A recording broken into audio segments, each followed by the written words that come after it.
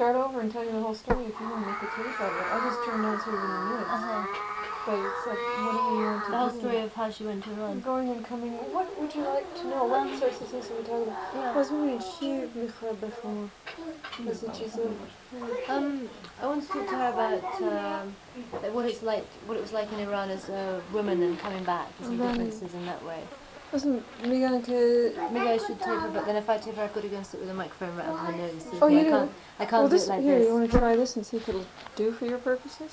No, it won't. You have to have like recording quality. Yeah. Well, do you want to do that? I can do that if she doesn't mind. I mean, اینطور است که برای رادیو دیگر رقم تیپ میکنن که همون میکروفون بسیار نزدیک دهان شما میره که آواز بار دیگه چیزا نمیگیره. اگر اجازه باشه به شما تکلیف نباشه باز تیپ خود تیار میکنن.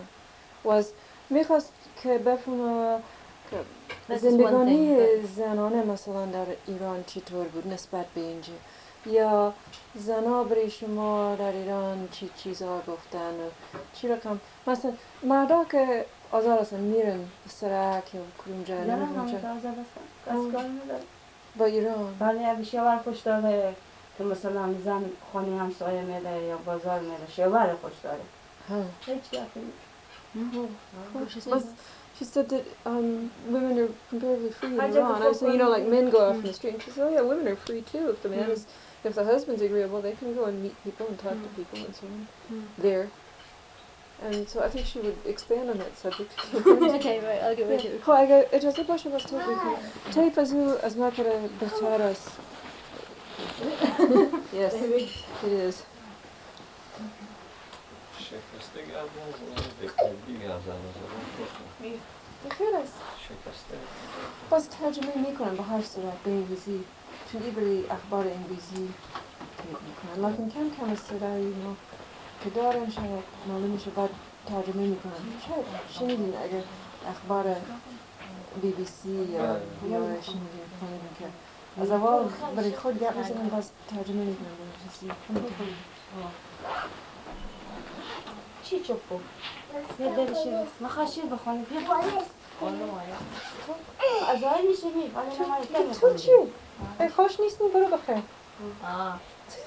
شیر دوست داره شیر بخونه اوه خب ببخشید نفهمیدم گفتم شما برای مادر خود میگی که شیر نمیگه ببخشید یک چیز درست کرده شیر درست کرده از فکر خود خوب از خود شما از فکر خود شما کتابشو درست کرده از فکر خود شما شیر است خب بس چی؟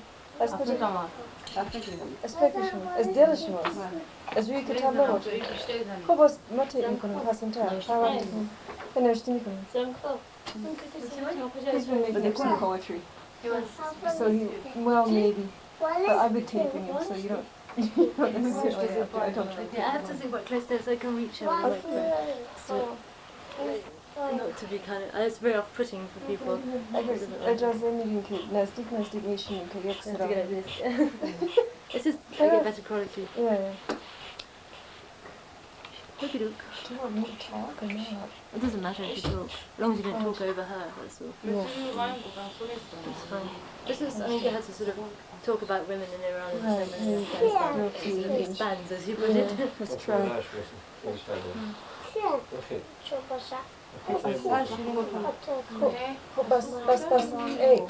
بس چوکو جوان از وقتی کارکرد میکنه شروع میکنه نه از زندگی ایران do you want to hear about going about the escape or do you want to hear about Yeah, I mean it's quite dramatic. بله شروع از رفتن از وقتی که رفتین چرا رفتین همون وقت که رفتین چه قسم تصمیم گرفتین برای حرکت کردن چیزا برای حرکت کردن نمیتونم بسم الله الرحمن الرحیم به دل ما بود دیگه نمیخواستیم که برای دوستم داشتیم کشور خود از اینکه همینطور تبلیغ بود برای ما و میدیدیم زیاد نفر کشته میشه و بمبریه مشکل هم بود برای ما سخت بود مجبور شدیم که فرار کنیم دیگه و ظاهر ما اول رفت بعدا از او کی رفت ماگل و تیمور نه زن از او باز نادر رای کردیم زن ظاهر بله رای کردیم خود نادر Okay. Oh, غلام نبی بردیم فهمیدم. مادر و زن Would you like translation? little bit? Yeah. She's telling about the order of the children leaving. Her oldest son left first, and later they sent his wife, who he married here, and two more sons followed after. Well, no, one daughter and one son followed after that, who were by this time grown, young, in their 20s, late teens, adults in their minds. بعدا از باز ماگل و تیمور رو کردم با حفیظ میخواست بره تیمور بله همراه ماگل با حفیظ اینا بود بعد از روی دیگه گفتیم ما میریم چند وقت دیگه شد پدرزایی گفتیم میریم گفتن باشه پسندر باز یک روز که صبح بود ما خمیر کرده بودم و آب هم بگذاشته بودم لباس بشورم رفتم خانه مادر زود پس منو گفتم ما معلوم نیست که میریم این رو میریم فردا میریم دیگه فردا میریم معلوم نیست رفتن میریم مادر ما گفت میام با خانه شما گفتم نه شما مریضیم نه همون وقت من بیام آدم با خانه آمدم که میخواستم خمیر کردم و لباس بشورم دیدم پدر ظاهرم رای کرده چی بیام دیگه جمع کردیم برفتیم با پا ماتر هیچ چیزی کم چیزی نتونستیم چیزی برداریم اخوانه دیگه نمیشد برده کم چیزی برداشتیم لیکن چرا همون وقت رفتیم همون وقت که رفتیم چرا رفتیم چون که چند ما بود که ظاهر پیش میرفت دیگه خب نمیشد اما ما با یک بار خیلی بودیم دیگه تکلیف بود برای ما دل نداشتیم که از کشور خب بریم ولی وقتی که دیدیم نمیشه دیگه گفتیم بریم همین روز که رفتیم کدوم تکلیف مخصوص بود چی بود؟ نه تکلیف مخصوص بود که همیت بری و معاصره و تلاشی و همیت کارا بود دیگه آزار و اذیت مسلمان ها دیگه میگفتیم که میریم ایتا معلوم نداشتیم که فردا میریم یا پس فردا این موتروان که میرفت نمیگفت که هنه 2 روز بعد هستم و پدر ظاهر آمد برداشتیم کمی چیز میزی زود بیرون شدیم برفتیم بعضی جاده تنده تو پشاش این برار میبود به پیش موتر دیگه هیچ کس نبود اینجا خیلی برای ما سخت بود که از کشور خود میخواستیم بریم دیگه خیلی سخت بود برای ما از این سخت بود به پیش از قوما دور میشدیم باز بعد خود فکر میکردیم که این بچه ها ما اونجی از ما 3 بچه و 1 دختر و با عروس و با نواسه 6 نفر از ما 3 بچه دختر عروس و نواسه بله با زمین جی و پا موتر یک شعری بگو She says she has a poem for in the car in the truck when they were going that she wants to say. Okay, good. مادر بم زیر بار جان مادر سفر بم هیران کو جان خوبر بدی دستمال دستت یادگری به چیش کامی کشم تا بیایی به موتر سیاره ای شد اومده پای امام رضا پی شد اومد به خاطر گلی روی تو فرزند دخ به خدا جان که سرده ای شد اومد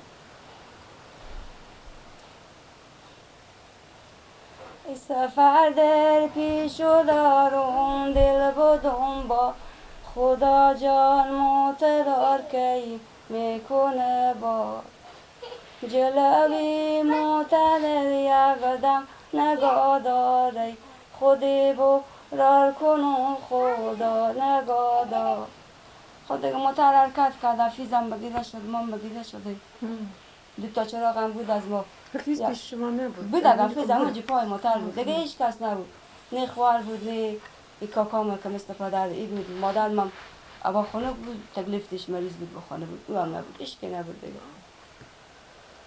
دیگه موتر که برفتیم ما بین را این نفرهای دولت کمونیستی و گفتم چرا شما به ایران میریم خب به ایران نمیریم ما میریم به همه غلچه ها سرمرز میریم به ایران نمیریم باز مجاهده که میدیدم مرزیات خوش میشدم بله دیگه رفتیم نغزی که شوم موتر به غزل اسلام پیش همین مسئول ما خود بود، زیاد تکلیف بود برای ما. زود همین باز کردم بسته کردم رفتیم با خانه یک نفر. اونجا رفتیم یک نفر دیگه هم پیدا شد شب.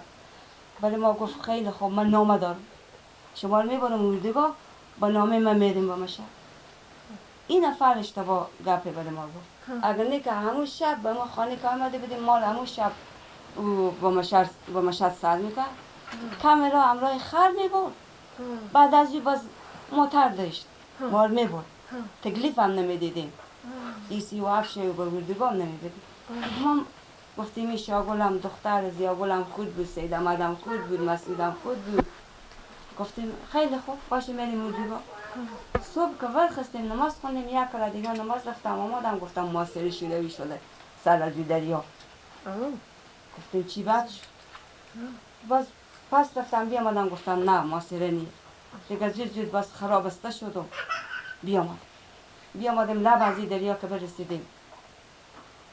باز ما به خر سوال کرد پدر ظاهر، همین مسعود یک نفر بود با اسب.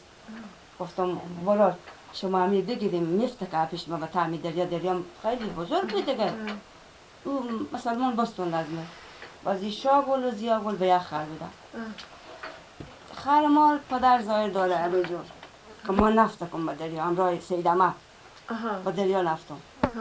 باز خر شاگل و زیاگل، این خر از من ای از اینا جلو است.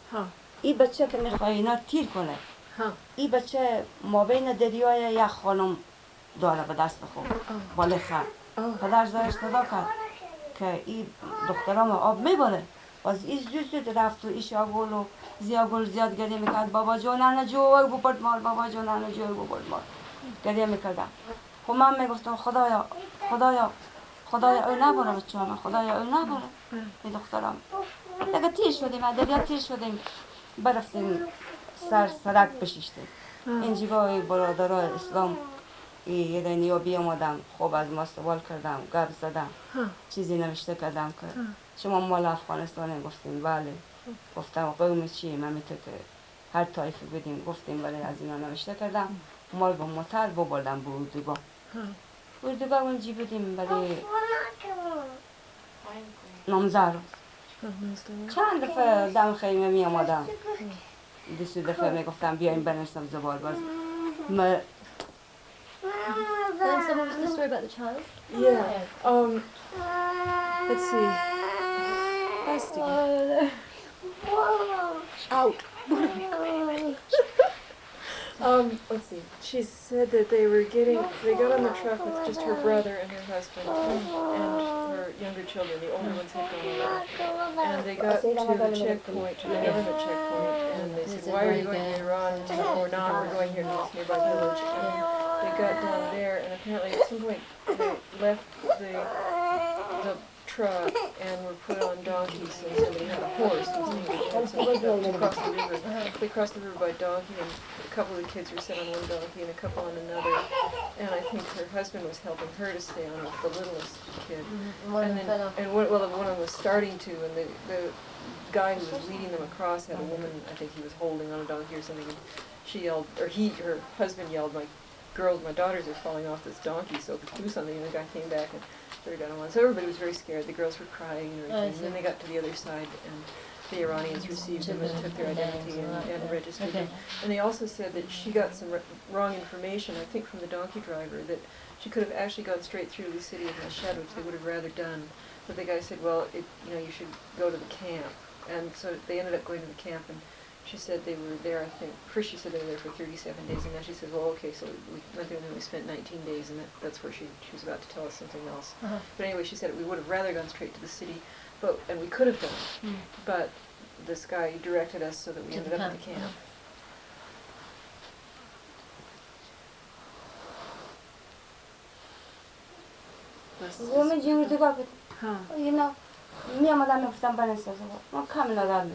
بس ابزار بله با وجود سبزوار نمیخواستیم بریم که میخواستیم مشهد بریم خاطر این خانه با مشهد بود دیگه یا خانه با مشهد داشتیم فکر کنیم. یک روز شاگرد قرآن میخوند و این بیامد گفته که بلند شیم بریم سبزوار. گفتم نه من سبزوار کمی چیزی که با ما بود گفتم من سبزوار نمیرم که شما میخواین همین اساس میبریم ببر سبزوار من نمیخوام باز یکی گفت گمش کو بعد خدا میره مشهد میره ولش به شهر سبزوار رفتی؟ نه تیبات هستیم اردوگاه تیبات هستیم گفته که این میره مشهد میره بیا برفت ظاهر هم وزیر شناسنامه نداشت رد ماش شد پس باز رفت بیچاره خیلی تکلیفتی رفتیم دیگه ساعت 11 بجه روز بود حرکت کردیم برفتیم بابادم مال ساعت 12 بجه شب به اردوگاه سبزوار رسید باز وقتی که پیش شدیم یک خانه کلان خانه بود خیلی نفرم بود مثل مالدار کوچی مثل دینشین مثل دیگر همه شب همون جیپهی شدیم هرکت چراغ داشت و روشن کرد چای جوش داد بخور نان خورد از همه خود بود شیر نخورد مریض شد صبح دیدم شیر نمیخواد مریض است همین مسئول بله همین مسئول این خانم ولی ما گفتم این خانم افغانی زیاد بدم دیگه شما ببریم به دکتر گفتم کجا هست دکتر گفتم همینجا به معرفی کردم ببردم بازی دکتر گفت که این ببریم شهر سبزوار گفتم که کی اجازه میده گفت من اجازه میدم شما زود همراهی بیارین گفتم این کمی دعا بدیم کمی خوب میشی گفت نه بچه تا نگه میمیره اگه شما نمیباره گفتم خیلی خوب چند ساله خواب بود؟ خود بود 7 ماه داشت 7 ماه بود؟ بله 7 ماه داشت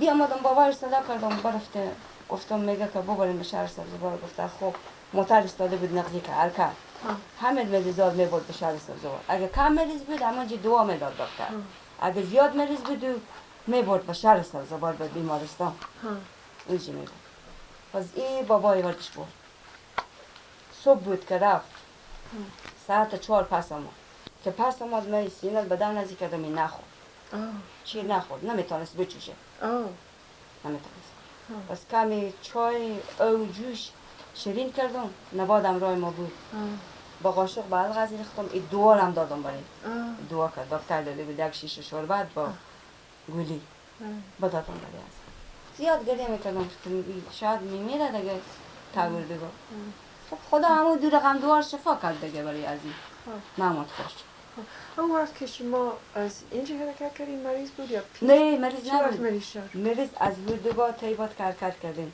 خنک بود دیگه خنک بودیم مریض شد ما بین ماشین مریض شد So they were at the Taibat camp for some days and he got sick in the cold weather and by the time they got to Sabzawar he was quite sick, he was 7 months old. He wasn't eating anything, Yeah, not eating and crying and so on and so they got 2 different sets of medicine from Sabzawar city to take care of him. So, And how did she they was get afraid he permission? would die. And there was some talk about whether they had permission to go to the city to get the medicine. ظاهر was by this time settled in the shed. So they had somewhere to go. Yeah, that's why he'd gone a year ahead of them. And they wanted just to go and be with him because he already had his house set up and everything. And he had چی میگن؟ اجازه راه رفتن چی میگن؟ نامه راه.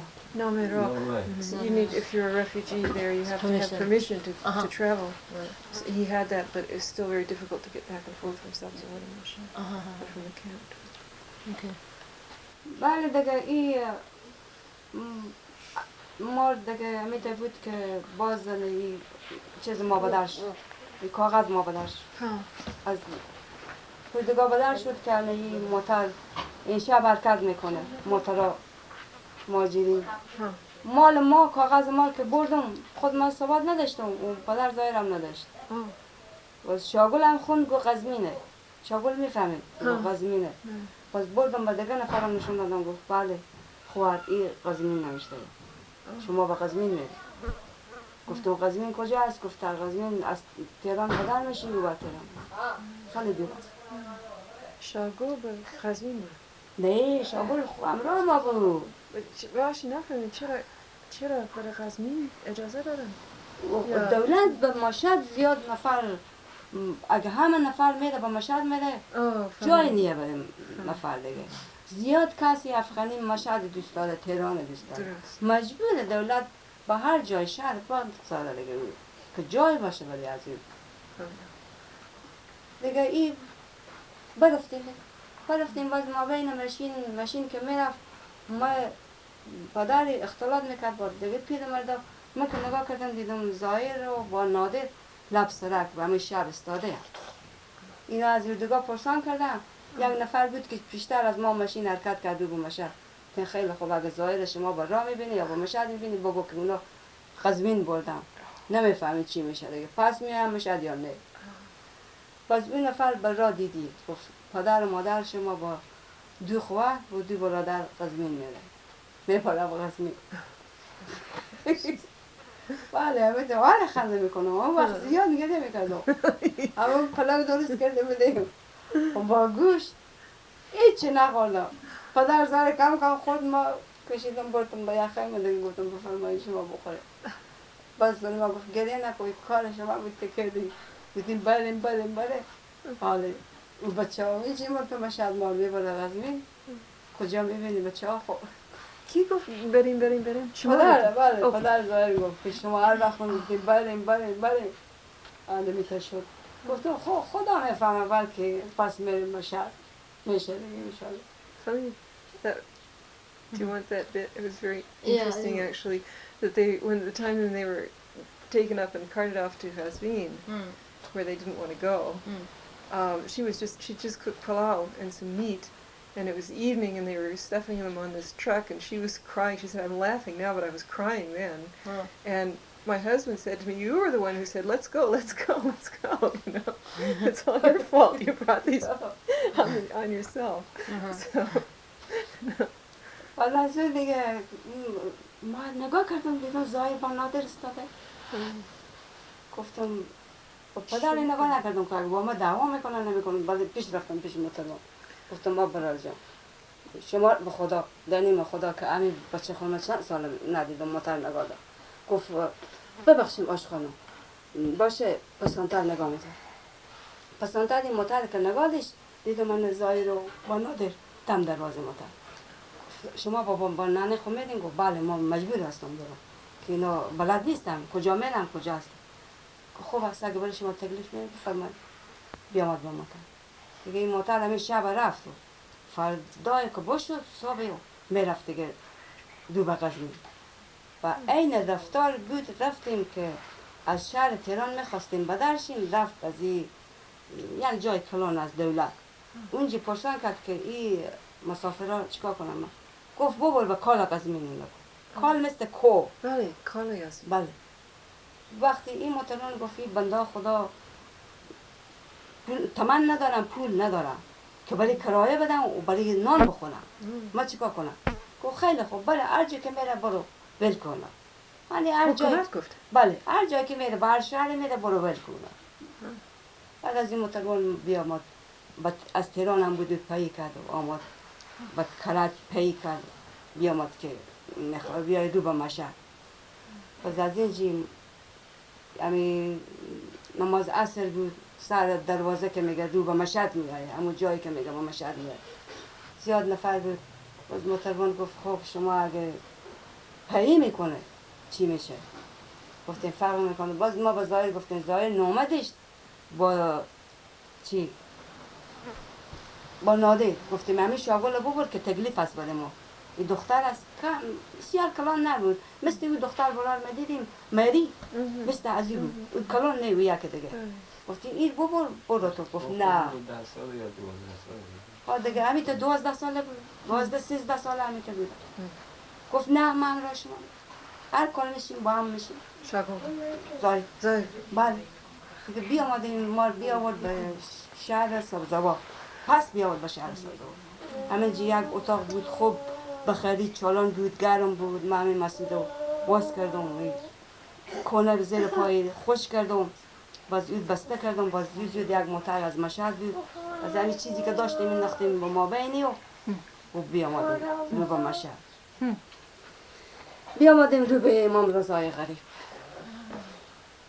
اینجا دیگه بیامدیم شهر مشهد تویش و در سرا که در زدیم این ماغول و این خدا بیامرز زن زای با تیمور تا خوشبخت شدم، خوشحال شدم که چی بگیم. این مابل یک کاری کرده بود که 1 کیلو گندمه دانه دانه باز به هر دانه یک دعا خونده بود، قل و الله. باز زیر آرت کرده بود، الوا درست کرده بود، همون خوب است، بخش کرده بود. باز که همون الوا درست امروز یو درست کرده، فردا ما مشهد رسید. برسیدیم مشهد دیگه زمستان بود، ظاهر تنها کار میکرد. پدر و با نادر 10 سال دیش، تیمور 12 سال دیش خود بودم. اینا کمی مشکل بود برای ما. باز اینا میرفتم پلاستیک میچیندم کم کم. برای 1 هفته که میچیندم کنم مثلا 200 تومن پول میشد. خب اما یک چیزی میستونم تا وقت سما پسندتر. سما کتیر شد، باز 1 کم کار با پدر پیدا شد مثل زراعت کردی. باز 1 سال زراعت کردی کرد. باز با کشتارگاه مرد همراه ظاهر و تیمور هم با خوب بود. تیمور به 40 تومن بود، خود از 100 تومن بود یا 90 تومن. دیگه همینجی بودیم. همین تا بعضی وقت بعد از 2 سال 3 سال پدر ظاهر خواهش افغانستان زیاد داشت. دیگه برای زندگی اینجی نمیشه. ایتن گفتم نه جنگ ولی باشه. همین تا تیر کردیم دیگه تا با وقتی که شد که باز ما بلدم پیشتر به شما گفتم که عروسی کردم، زودتر عروسی شد و برفتم. بازی ظاهر خانم داده بود، شاگل بردم و خانم از زیر آوردم عروسی کردیم. باز تیمور ما شد، تیمور رو هم عروسی کردیم. وقتی که تیمور رو عروسی کردیم خب من مریض بدم دیگه، زیاد مریض بدم. پیشتر از تیمور همه عکس که گرفتیم پیش از آمدن عزیزه بود که شدیم این نقطه آمدیم یعنی عزیزه من چی بودن؟ یعنی نمده بود که شدیم نمده بود همه زیاد مریض بدم که گفتم همه شلنگ داخل آمدیم این نقطه نم عکس بدری کردم. همه تا چیزا تکلیف بود، برای ظاهر هم زیاد تکلیف بود. همیشه مدام دکتری میبرد، پدر بلد نبود کدام جایی بره. این تیمور هم با نادر هم خود بود نمیفهمید کدوم بیمارستان میره کدوم دکتر میره. همینطور تیمور خب عروسی کردی پیش از این؟ پیش از عروسی تیمور هم زیاد میرس بود. بله. و باز بعد از عروسی تیمور هم زیاد میرس شدم. بعد از عروسی تیمور هم زیاد میرس شدم که این دهن من روز 10 بار گب اگه کسی خودم گب میزد باز میگفتم من نمیتونم گب زنم. از چیز از درد؟ نه نمیفهم مچون مثل از کمی غم میخوره آدم اینطور چیز. یا بله. اما چند سال بعد از رسیدن در مشهد بود تقریبا؟ اما وقت بود که نو رسیده بودی یا؟ نه همین وقت که تقریبا 6 سال پیش. 6 سال. About 6 years ago. She said she got very sick and upset and even to the point where she couldn't talk about it. But she also تکلیف گرده که داشتیم چه وقت؟ تکلیف گرده که داشتم وقتی که اون ظاهر و شاگل عروسی شد. اما وقت. Yeah, she had some kidney problems also when she was getting ظاهر and her daughter Shagul married. They traded sibs. I mean, he married his present wife and his present wife's brother married his little sister. So they managed to do a joint marriage that involved minimal exchange of goods, you know. And they were not relatives. They were an outside marriage. But at any rate, she said before پیش از اون تکلیف شدم روی که گپ نتونستیم بکنیم. نه پسانتر از این. پسانتر از عروسی. بله پسانتر از عروسی نادرم همینطور. که تقریبا 6 سال پیش میشه. نه. ببخشید نه. Just trying to get the chronology straightened out. 4 سال پیش. 4 سال پیش چی شد؟ نادر که عروسی کردیم بعد از این همینطور همیشه اول میخواستم یک غذا اگه باز اینا نشون میدادم که همینطور درست کنیم یک چیزی یک کاری. بعد از این میامدم همیشه مدام خانه پرته بودم. باز زیاگل کمک میکرد. فهمیدی؟ زیاگل؟ بله. دختر. باز همین دهن من قلف میشد روز 5 بار 6 بار. 5 ماه 6 ماه 5-6 بار با روزه. پس خدایی کردم با شاگل برای 40 روز 45 روز اینجا مشهد بود. کمک کرد، زیاد کمک کرد. شما نمی‌فهمید تکلیف از چی بود؟ ممکنه فکر بود، فکر زیاد میکرد. بله. فکر زیاد میکرد. She said it's from too much worry that she got this situation where 4 or 5 times a day maybe she just didn't feel she couldn't talk. Her mouth was stuck. And she sent a letter to her daughter who's Shagul but Tehran. بله. And she came and stayed with her for 40-45 days helping. She helped her out, and she got better. Yeah. Was جوش شدین تقریبا یا بله بهتر شد؟ جوش کمی بهتر شدم. Which things was worried. همین میرزیمه از وقتی که شاگل عروسی شد و رفت ما به کل سالم تیار بودم. شاگل که رفت همیشه کم مرضی به ما پیدا شد. از معده از گرده معمول تکلیفی هست. دست میزنم میگم البته یک خیال است یک چیزی باشه. She said she was pretty healthy until نمی her فهمم. daughter married, and then after her daughter Shagul married and went to Tehran, she began to get sick, and eventually this kidney problem turned up. But I'm not sure of the relationship, either time or cause, to this other illness. همون مریضی دیگه بود یا همین چیز بود که دهان شما بند شد؟ نه دیگه هیچی مریضی نبود فقط مثلا اینطور دندانم Was it because her daughter left that she got unhappy that her daughter از اعصاب Very close to her daughter. پیش از رفتن شاگل بود یا از بعد از بله بعد از شاگل نبود دیگه شاگل 7 سال میشه که عروسی شده 7 سال از رفتن شاگل بود که زیاد فکر کردین یا مریض نبودم وقتی که عروسی کردم خیال بودم همه وقت که عروسی کردم کم مریضی به من پیدا شد اون اواسط نشد عروسی کردم باز زیادتر مریضی وقتی که نوروز میشه و بعد نوروز شروع شد به من وقتی که بسیار به دنیا آمد مریض بودم The time when he was born. بسیار این فرشته که به دنیا آمد بازم خوب بدم دیگه تا نبودم کم خوب بدم اون شب که مادر از درد پیدا کرد باز نادر گفتم می امستدا بگو شما که برای یک ماشین بیاره خوب امستدا بگو که سود برفت ماشین آورد باز این مادر از گفت نمیرم بیمارستان باز این به خونه به دست ما به دنیا آمد تکلیفم نشد دیگه فرشته بسیر چطور؟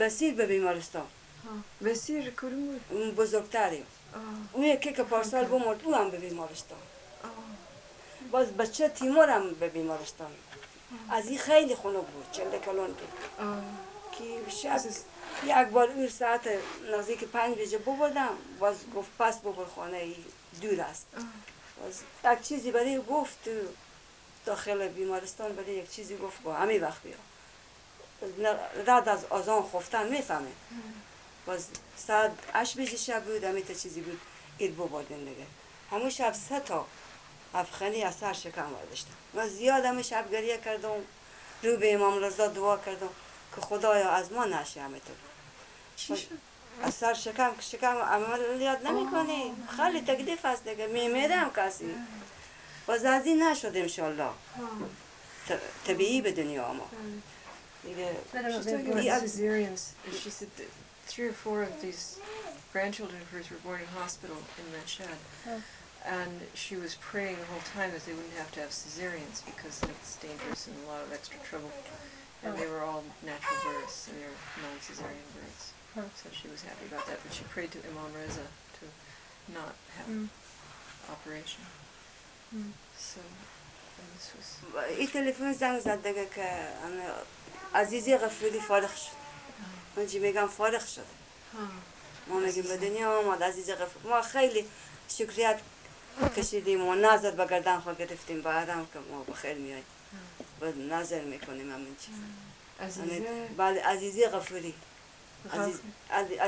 پدر بابو از اینا غفور نام این مال ما شد دیگه عزیزی غفوری از این تیمور هم بیامد با چیز با حبیب ظاهر گفت شما بیاین ببریم خانه موتور بود موتور داشت تا خنک بود که من با موتور به خانه بیاورد فکر میکردم که پا ما از اینجی نیه همه شب خیلی خنک موتور از خانه به شفا خانه از شفا خانه به خانه میامد She said it was the dead of winter, the small 40 to the 20 coldest days of winter, and they just from coming from the hospital to the home, she said she was numb from the waist down. It was so cold in the vehicle. چقدر موتور بود؟ شخصی بود یا؟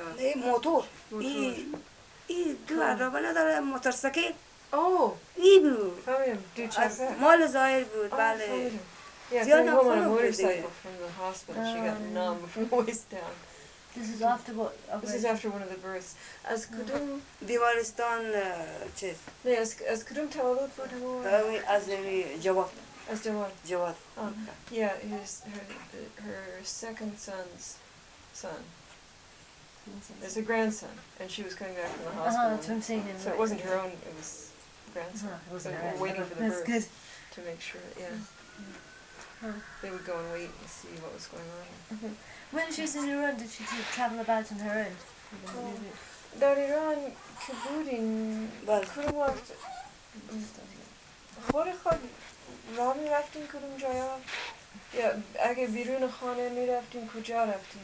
و چطور رفتین در ایران؟ بله بعد در مانگاه که این بچه ها خود مریض میشد وقتی که قوت داشتم و میتونستم که تیار بدم خود و این مسعوده با سعید میبردم و دکتر خود میرفتم آزاد خود میرفتم با دکتر نشون میدادم دوا میستندم میامدم با این دکترای کلون بالا شهر بس خود می که با دکتر میرفتم بلد نبودم دیگه با ظاهر میکه وقتی که مریض بودم اون میبودم این در مانگاه که مثل آنال مثل دم دکن ما سرشترک مثل دم سینما اینا میرفتم آزاد خود میرفتم باز اینها اگه بچه اینا مریض میشد اگه میتونستم میبردم اگه نمیتونستم امرای از اینا میرفتم بله نونوایی هم میرفتم نونوایی هم میرفتم بله حمام چطور؟ حمام هم میرفتم صبح وقت ولی میخواستم نماز میخوندم میرفتم از نونوایی نون میگرفتم میامدم ولی کدام گپی ولی من نشد چیز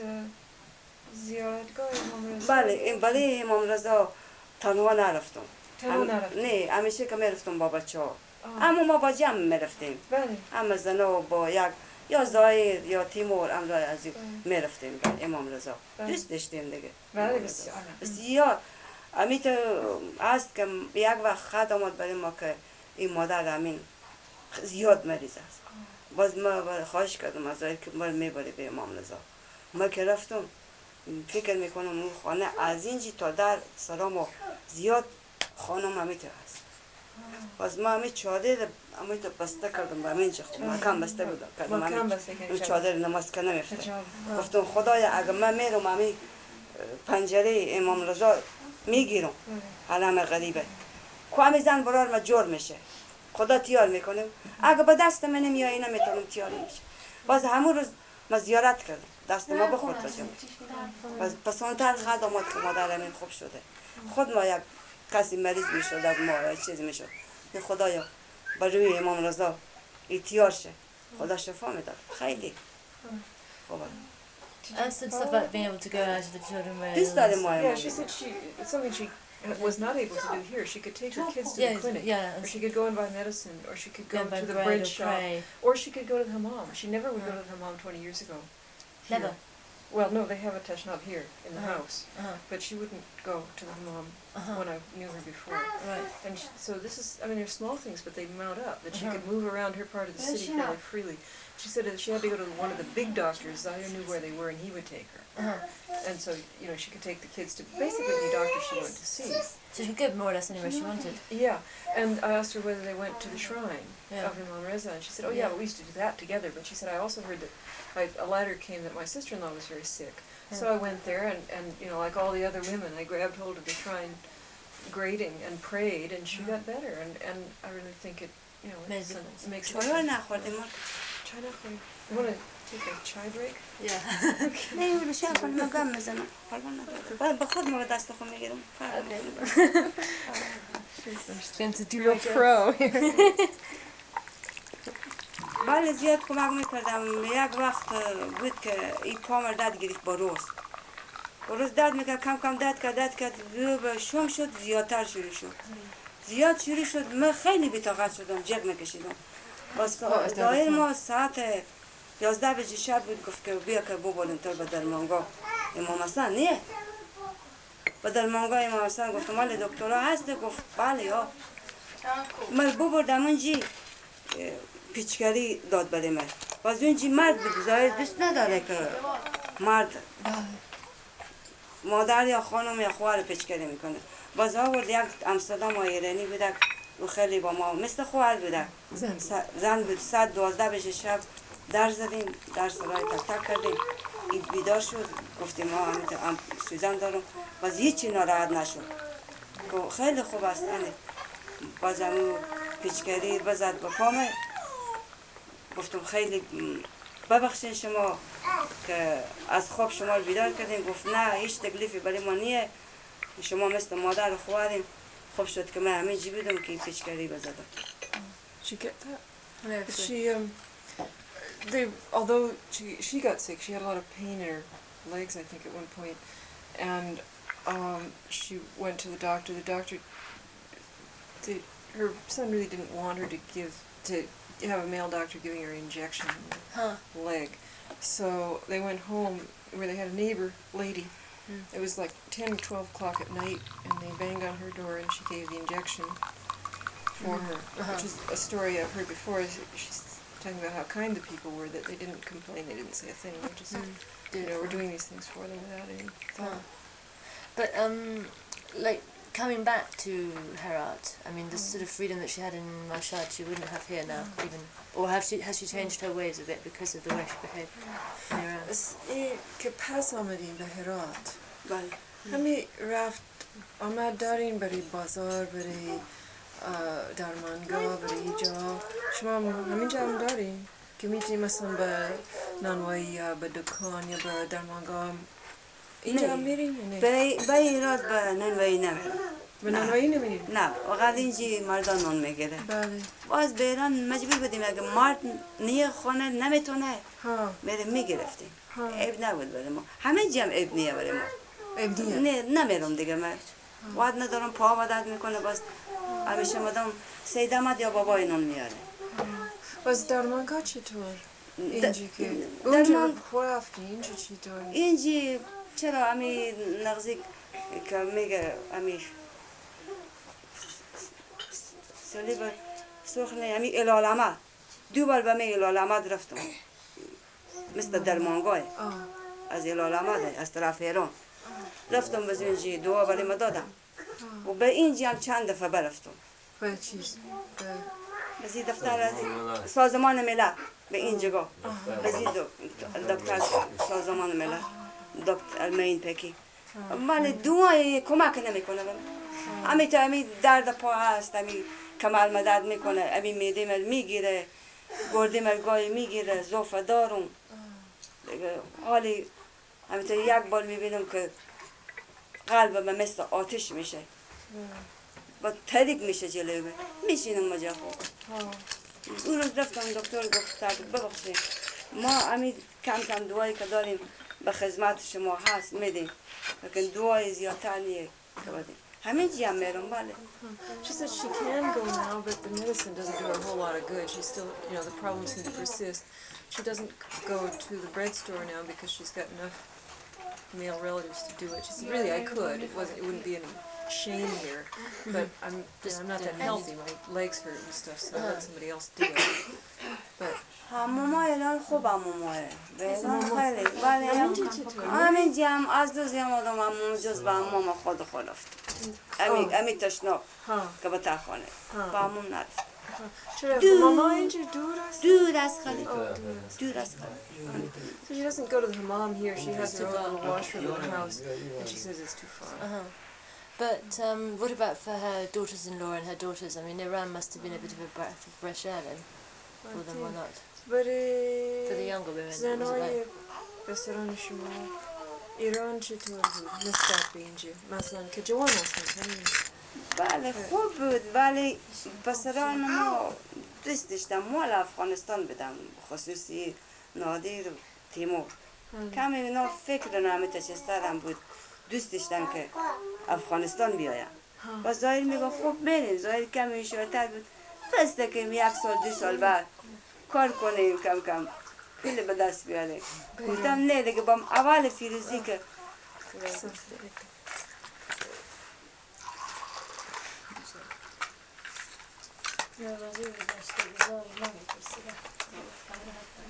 با ما اول فیروزی که فیروز شد هرات دیگه ما گفتیم میریم که میریم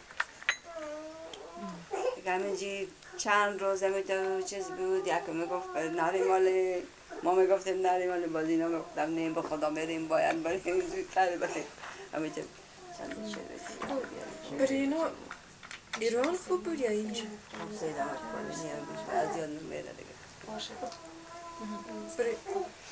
برای اینا که خورد هستیم از مشهد شیرین ری شدم ای بیرات جنازه شدم به خاطر گلی روی برادر به خدا جان که سرده شدم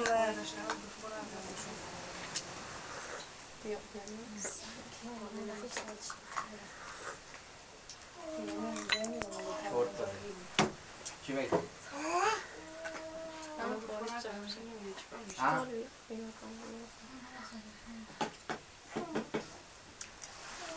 وقتی که میخوام که چیزی بگم همه فکر نمید همه که به زمین است همه میاییم چای بخور کنیم پس این چای گرمه گرم است She says every time I try to think of it, it goes out of my head.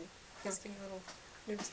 یک گپ دیگه بود اینا پرسن کردن که مثلا برای بله زنایی که اکثر خورد هستن بله ایران خوب است یا اینجا؟ ایران بی‌طرف حاله خب این نادر فرانسیس ببخشید معرفی نکردم نادر است باز بله ای کس ای تا هست افغانستان هر جایی که پدر مادر است دوست داره بفهمید ولی خانم نادر خانم ظاهر ایراد خوب است باز ولی از ایران خوب است پدر مادر ایران دو چیز هست اینجی باز علی 2 سال میشه بیشتر از 2 سال 2.5 سال میشه پدر مادر چون که فامیل و بیران است بله بله یعنی ایت بابا اینا از استودگی میگم که چی استودگی بله ایران بهتر است استودگی مثلا چوباتش نمیکنه کسی برای ازون تکلیف نداره نفت و گاز ویتا چیز هست افغانستان دیگه حالا که کمی مشکل است شکر داریم که غریبی با شده اسلامی شده ایران نظر هر خیلی که ببینیم ما که وقتی که به ایران میبیدم خدا میگفتم خدا بکنه که افغانستان فیروز شه ما بریم به سر این خاک و کلوخ بشیم خیمه بزنیم بریم بشیم هر کس وطن خود دوست داره زنده باش وطن خدا یک بلبلی بودن یک قصه برای شما بکنم که این بلبل بگرفته بودن با تا قفس کرده بودن زمان پیش این قفس هم پایا از این که تا گذشتنیه او اطلا بود این چیزی هم که آب و دونه میخورده او هم اطلا بود همیشه مدام میگفته که با تا از این قفس میگفت جو وطن بلبل وطن همین صاحب از این میگفت چی میگه ای بلبل این قفس پایای و طلا این چیزی که غذا میخوره طلا این میگه جو وطن از اینش در جای خواب این بگرفت دیگه تصمیم گرفت که از قفس بیری کنه هیله کنه که بره با وطن خواهی ببینه که وطن از این چیه این بعد از این هیله بالا از این هم کم قچی کرد همیته میپرید و این میرفت سردم بالا عد کرده بود خدای خود که ببینه چی گپ است وقتی دیدی بلبل پرید بیامد به یک جای دریا ما بین دریا یک نی بود اینجا نیزار بود و سر از این نیزار بشیشته این 3 دفعه گفته که جو وطن بلبل وطن بعد از از سر از این نی بفتاد بمون ای تا علمون همون پرنده با دل خود یک علمونی گرفته بود که اگه ما با وطن خود میمورم فرق نمیکنه بده هر کس وطنی بود ولی ایران خوب جای بود دفتر خوب ما داشتم ولی وطن خود دوست داشتیم دیگه همیشه مدام نماز میخوندیم میگفتیم خدایا این مملکت ما افغانستان از دست حکومت ظالم نجات دی که اسلامی شه هر چیز زودتر ما بریم کشور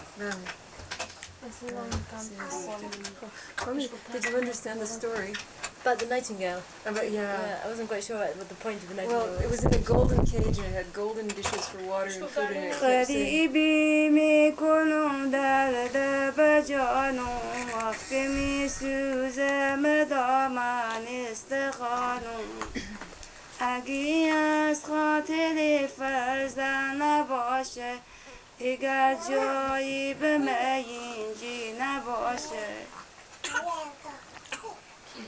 از اینجی تا به تیران خد کنم وقتی فرزند به پاکت کنم خطی فرزند کو به پاکت نمیشه خب از این 3 سال چی تا خد کنم از اینجی تا به تیران لاله کشتم یعنی لاله آسیبی گذشتم همین سیب بدی به دست شاگل وقتی هرچی با دلم بود در نوشتم جدایی روزگاری مرسی آکا نصیبم گریه و شروع نواکا مخنده دوست بچاکی سینه من اخ بزی روزایی که میبینی خدا که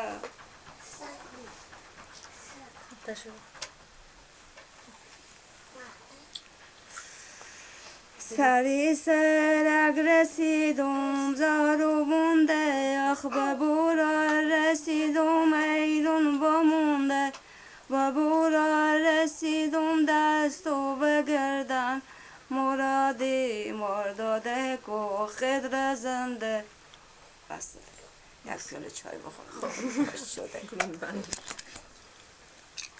مثلا میشه دمت چی شده من متفیض دارم مارگریت جان این وقتی که خواسته باشم بخونم بیتا هم از یاد نمیره She gets tired. she says no when she wants to sing اگه تصمیم داشته the words باشم go out یک of her وقت head. تصمیم پیش باشه هر سر بیت به کتاب نفس کنم که او بازم نقطه اول بگه همینه دیگه همه من میگم یاد دارم انا از یاد مستری بیتا از یاد نمیره She's writing them down.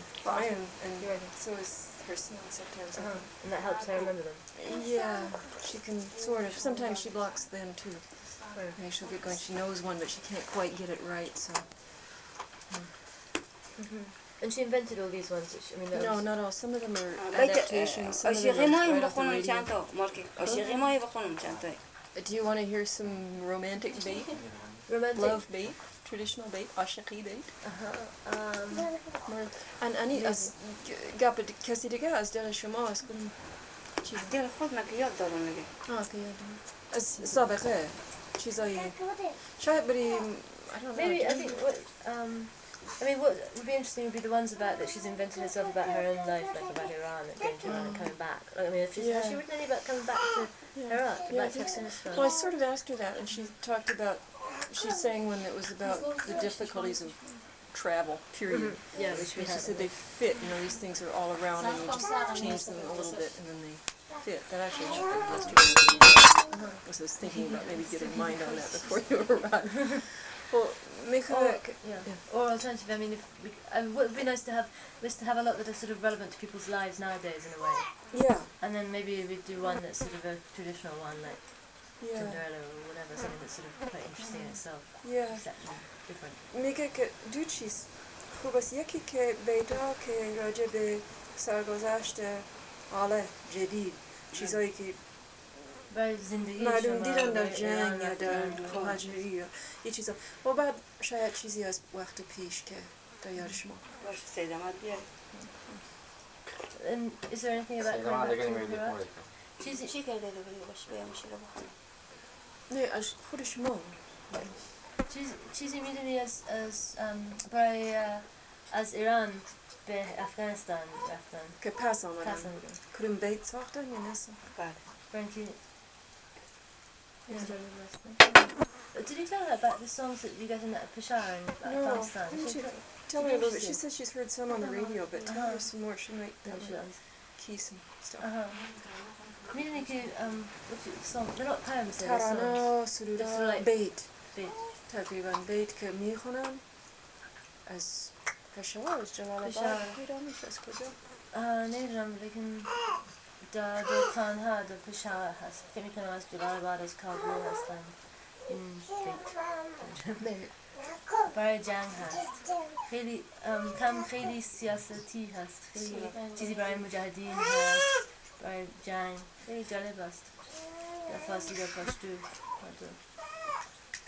میدونی این چیز این بیت بله تیمور میاد میخونم آن امرای تیمور؟ بله Oh, that's new. تو بیت ها که زیاد نبود سوازی به یاد نمید راستی بیت های مردانه است و زنانه یا یک چیز است اینن یک چیز است مثلا چندین بیت از خواندن زنا میشنوین که از خواندن مردان نمیشنوین یا هر کس میخونه بیت هست دیگه یا فرق نیست ما بین بیت زنانه ما بین بیت فرق نیست که این زنانه یا مردانه ها هر کس که خوش داره I asked her if there's a difference between men's and women's and ها عرقچین همون زنانه همون عرقچین هم هست یک بیت دیگه هم هست که عرقچین چکم داد مادرم داد وقتی که دختر عروس میکنم میخونه که میگه عرقچین چکم داد مادرم داد یعنی مادرم داد بله برای قوم دوماد بله این عروسی است بیت عروسی است همینطور یک بیتی هست بله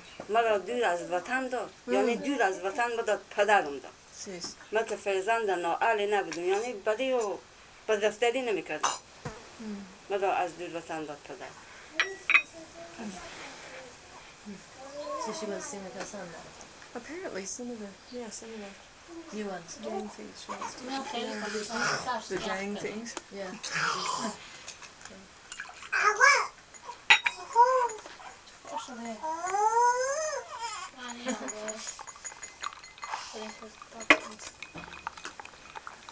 So these are not her daughters, all three of these are not her daughters. these are all daughters-in-law she doesn't have any daughters with her anymore بفهمم چای two of them are here in the city بس تشکر زیاد کنم اونجا هست یک کتی اونجا هست شما بخورین چای شما بخورین Oh, the other thing I wanted to ask about is this soap opera as well. Oh, Later yeah. too. همون قصه که با رادیو جدی باشن خانه. راجع به مجاهدین قصه که در رادیو میگوین بعضی وقت به اینجا میرسه شما گوش میکشین بله این یک سال رادیو چیز داده برنامه دیری داده نیه این رادیو کابل است یا از اینجا رادیو هرات رادیو هرات گوش میکنیم ما تلویزیون هم نگاه میکنیم It's on radio. رادیو این برنامه از BBC هست لیکن در رادیو هرات هست. بله میخونیم برای اسمش زندگی نو خانه نو. درست؟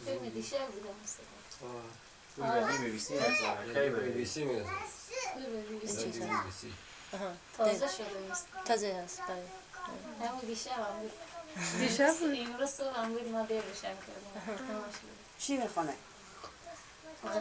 قصه تو میگی بشینم تلویزیون هم بدیم قصه یک زن خونی خانوادگی هم یک دختر پسری از یک زن اول مرده دیگه زن است که مرده یک زندگی داره بچه خونی زن داره دختری هم کمی شده اینا میرم به خواستگاری میرم دکتر یه چیزایی یک زن بچه مریض میشه میگه که هیچی شک از این پول گرد و خواب هیچ تر هستی ولی از این مریضی از این مریضی میبرم پیش دکتر اینا نصیحت میکنه باز میرم خونه هنوز خوشبایم اینا چند فامیلم کسی فامیلم ما هم She likes it.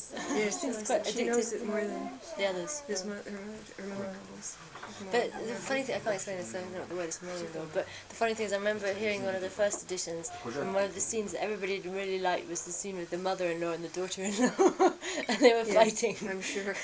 Yeah. That was just Yeah. They're pretty funny about that. They're trying to get another house. ظاهر has bought some land and has 2 rooms, or 2 houses, 2 two-room houses that they're building. And he and Nader are going to... Nader, شما ظاهر میریم به زمین نو به همه قطعی نو درست؟ No, شما اینجاستین. ظاهر تیموریه. So 2 of the brothers are going to the new houses. And they just say, look, it's way too many people for one household. The kids fight, and then the mothers get into it, and when the husbands get back, then they get into it, and it's just too much. And everybody says that, blaming no one. You know, they just say that's the way it is this time, we got more space, we need more space. There's one thing I want to ask her maybe, is just that, you know, the soap opera is supposed to have an educational message. Did she get anything out of it useful, like looking after her kid? Yeah. I wonder. مقصد از این قصه چطور میشه برای شما؟ چی فکر میکنین که قصه چی فایده داره، چی مقصد داره از این قصه رادیو؟ چیزی خیلی مفیده، خیلی مفیده. چه قسم شما چی از اینا چی معنا گرفتین؟ هیچی، فقط میفهمم یکم راجع به زندگی فکر میکنه با اونا. یکم راجع به زندگی از اینا چیزی فکر میکنه یاد میگیره. ما پشتو نمیفهمیم، لفظ پشتو نمیفهمیم، دسترسی که میگه کم میفهمیم. راجع به زندگی خانواده، اخلاق با بچه ها، رفتار با بچه با خانواده میشه فکر کنیم. چیزی از اینا فکر بگیره. It's about living situations and people's personalities and stuff, you know, it just brings the bells to life, basically. It's interesting because it's about human situations that she can recognize. Well, that's good, at least it's realistic then. Yeah. So, شما چی فایده دیدین از این چیزا؟ از این قصه؟ چطور مفید هستن؟ کسی که میفهمه تو میفهمه، کسی که نمیفهمه باید از این خوره. مثلا اشخاص هستن با اطرافشه، با دکتر نزدیک نیستن، مثلا قانون زندگی نمیکنه. توی که با دکتر نزدیک نیسته، این برنامه رادیو که میشه کمی باخبر میشه درست. که اولاد خود چی قسم تربیه کنه فهمیدم. و از زندگی خود چی قسم پیش بره که مریض نشه، همیشه سالم باشه. از نان و بله چیزا چه قسم تغذیه کنه. و قصه‌های دیگه هست که درباره خانواده که اینا با کی ازدواج میکنن، با کی نمیکنن، با دختر غریب، با دختر خان، با بچه غریب، با بچه خان. مثلا در قصه گفت که خان، بچه خان میخواست با یک دختر مأمور ازدواج کنه. مأمور. بله. این خان مخالف بود. میگفت ما دختر این مأمور رو نمیگیرم چون این غریبه. ما دست خود به بالای سر هر دختری که بازارم پدر دختر نمیگنه چون ما خان هستم. با یک انسانی که خود متعین کنم با او بچه خود داماد میکنم. باز مادر از او گفت که با مو شوهر گفت که این دختر دکتره تقریبا، این اگه با خانه ما بیایه میفهمه که با بچه ها چی بده، برای ما چی قسم بخوریم، چی قسم زندگی کنیم که ما مریض نشیم، خیلی به دکتر نریم، بی‌احتیاجی به دکتر نداشته باشیم. انسان فهمیده و دختر مقبول هم هست، فهمیده هم هست، قانون زندگی میفهمه. همون دکتر مأمور. بله دختر مأمور. پدر از این مخالف بود. باز این بچه هم پسر میخوان او هم خوش بود که با همین دختر ازدواج کنه. آمد با خواهر خود گفت که خواهر، گفت بله. گفت چی خبره؟ گفت پدر من مخالفه با همین دختر، ولی مادر من نه، مادر من خوشه که گفت مادر من خوشه که تو وارسی کنی چون دختر فامیله دکتر قانون زندگی میفهمه که چی هست. گفت با پدر ما بگین، گفت با پدر ما بگین که من غیر از همین دختر دیگه دختر نمیگم، با کسی دیگه ازدواج نمیکنم. این بچه ذهن از این خوب روشن بود، میفهمید یک چیزی دانا بود، میفهمید که دختر سواد داره، دکتر هم هست، قانون زندگی میفهمه که چی قسم پیش ببره زندگی خود، چی قسم اولاد خود تربیت کنه، با شوهر خود چی قسم صحبت کنه، چی زندگی خود پیش ببره. خلاصه که سر و سامانه باشه در زندگی. کسی که نمیفهمه، نادان، قانون زندگی نمیفهمه، قانون زن و شوهر نمیفهمه، از بچه نمیفهمه، کمی درگیری و خراب زندگی و همیشه سر و صدا و مثلا اذیت پایده.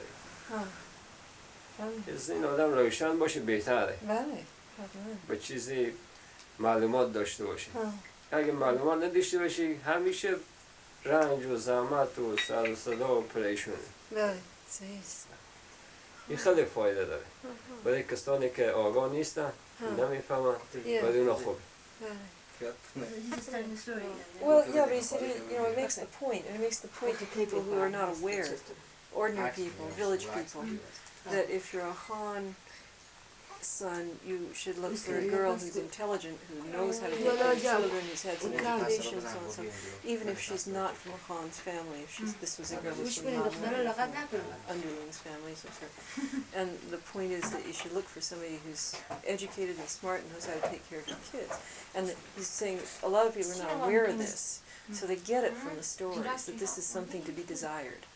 Education, that you can't really do much with your life unless you have some of this understanding. And he thinks that was مردم ده کم کم میفهمن ازی. بله خبر میگیرن. بله. شما خوب بالکل فهمیدین.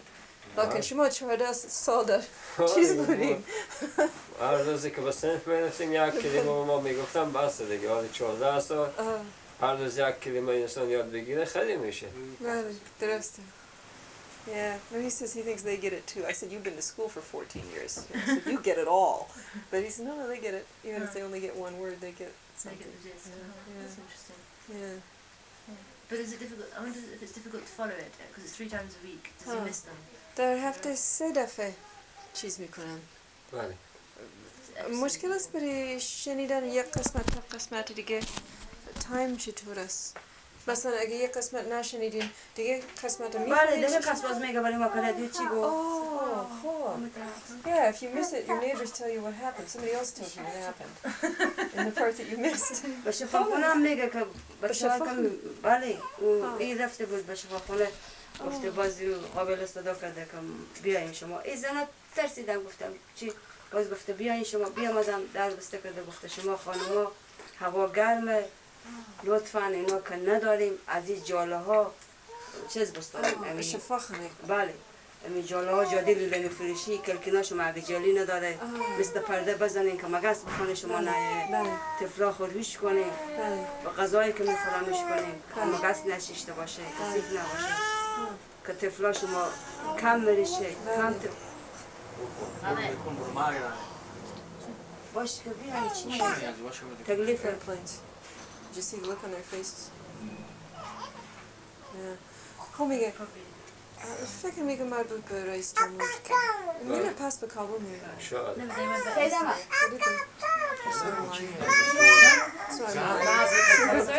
So I'm lying. They didn't. Yesterday finished. Everyone's okay. Left the deal yesterday. Everybody left yesterday. It's quite likely to do something. Well, I mean, it's going to be pissed off about what happened yesterday. But then done it. چرا شما سرد شد بفرمایید. Yeah. So my ظاهر was just saying that they were giving lessons at the hospital for the women, saying in the hot weather you should go just if you can't get proper screens, just go to the used material, used clothing bazaar and buy old curtains and put them in your windows to keep the flies out, keep the flies off your food. Watch what your children eat. Make sure. Where did they get this from? I have to ask her if she went. مادرش ما خودش رفت به شفاخانه یا دیگران رفتن کی رفتن؟ نه اینا شما رفتین؟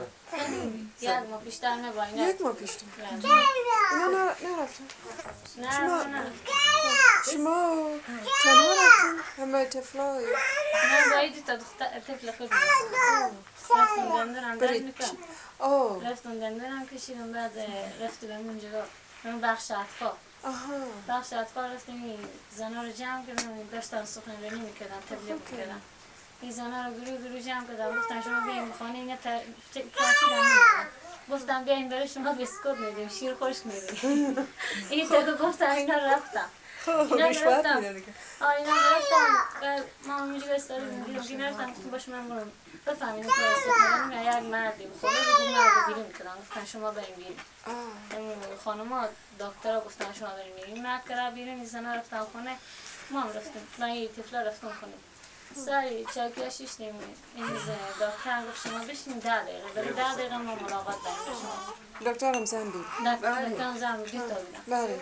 اینا یکی مال کابل بود یکی مال ایران. دیگه راجع به می چی نظافت و این بریزی این بچه ها اطفال اینا بزرگا خود راجع به همه خود و کلون میرسه گرد میزدن از این مریضی ها اینا شما خیلی نظافت کنین گوش کنین بری بچه ها خود آب جوشونده بدین آب چهار نریم یا آب چهار یک من نمک بریزونیم و تا از این چهار 24 ساعت سرشار ببندیم یک من نمک در مابین چامن؟ ما بین چا بندازونیم 24 ساعت سر از این چهار باز نکنیم بعد از 24 ساعت وا کنیم 70-80 سطل او بریزونیم دور باز آبی رو بخوریم او آبی رو میکروبی کشته میشه آب جوش کنیم بخوریم که غذایی که پخته میکنیم چاش پخته میکنیم شای نگاه نداریم شای پخته میکنیم صبح نگاه نداریم خیلی راجع اینا از این کلکینا میگفته که ما و شما نداریم که جلی بستانیم بزنیم از این جالای جاده بستانیم جو از زری که بدیم بستانیم کلکینا بزنیم همین صحبت ها میکنم من از 10 دقیقه دیگه اینا بیرون شدم باز یک زن که در میخواست بسته کنه این در خونه که بسته کرد یک دیگه گفته اگه بسته نکن که برای ما نقص داره این در که بسته میکنیم مردم برای ما گپ درست میکنن این گپی درست میگن چرا اینا در بسته کردن این زنها بردن خونه چرا در بسته کردن این دکتر گفتن خب یک دکتر دیگه کرد در که بسته کن میزن چرا بسته کرد؟ در خونه وقتی زنها رفتن به خونه یکی در خونه بسته کرد همه زن بودن دیگه مرد اینجا نبود تمام زن بود دکترم زن بود بله بازی گفتن در بسته نکنن در ما گذاشتن 10 دقیقه صحبت کردن دیگه گفتن بریم نمی راجی به می شما کار داشتم تبلیغ میکردم که شما بفرمایید بعضی مردمی که به طاعت آب جور میدم ولی میخورم ولی ظرف و کاسه میشونم ظرفا خوب بگذارم ببریم به افتاب اینا رو خوب به افتاب برم که به اندازه که داغ بیایه ظرفا که اینا میکریب اینا پشته شه آبا سالی میره همین حرفا رو میزدم She said she went to the clinic because she had toothache and she was taking her kids in. And they did it. And they did it, yeah, and she got a lot of stuff. She's reeling it all off. Plus, what your mother-in-law got it, you know. So that seems like pretty good dissemination, actually. So I'm surprised because a Belgian doctor talking to Barbara, works in the malnutrition ward, was saying that they don't do it properly, the education, they don't do enough of it, and it needs to really be sort of jammed down people's throats. There was one Kabuli and one Herati female. Maybe that was different. She's seen the male doctors. So these are women talking to them, and she said there were only women there. And in fact, one of them was going to shut the door, and the other one said, "No, leave it open."